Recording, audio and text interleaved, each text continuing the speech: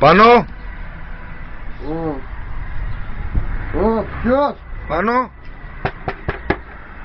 Ποιος ρε, κοιμάμαι. Καλά, τέτοια ώρα κοιμάσαι, βρε ηλίθιε. Να πιάνω ρε φίλε. Πέσανε οι μετοχές χθες και τα έχω πάει στο κρανίο. Και εγώ ήρθα ρε μαλάκα να πιούμε ένα καφεδάκι. Έτοιμος τον έχω. Ναι. Πώς τον έχεις, καλό?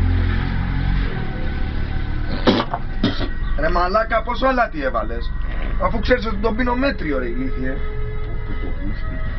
Λύσα είναι, λύσα είναι.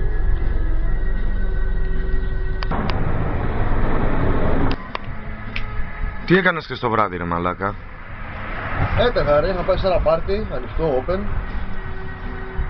Και με παίρνει ξαφνικά ο χρηματιστής μου τηλέφωνο, μου λέει μαλάκα, έπεσαν οι μετοχές του Μαντούβαλου. Όχι ρε φίλε, εγώ στο είπα, είναι απάτη, εγώ στο είχα πει. Φούσκα τελικά. Φούσκα, αλλά τρομερός ο χρηματιστής μου.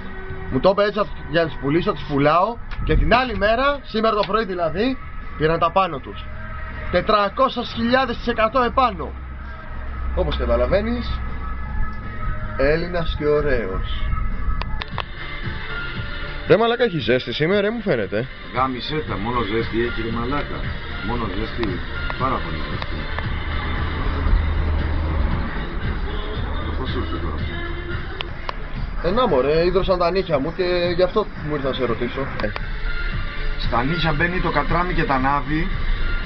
Χρόνια στα ρούχα το ψαρόλαδο μυρίζει. Το ξέρεις αυτό? Άντε ρε, σοβαρά. Δεν ξέρω, κι εγώ κάτι είχα ακούσει. Αλλά δεν.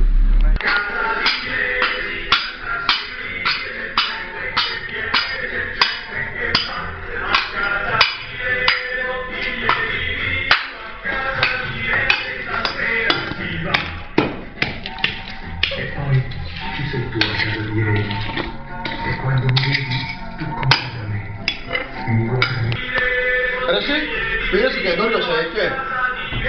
Ναι, μου το χαρίσανε. Σοβαρά? Γαμάτο δεν είναι? Μια χαρά. Όπως κλώνει εδώ μέσα.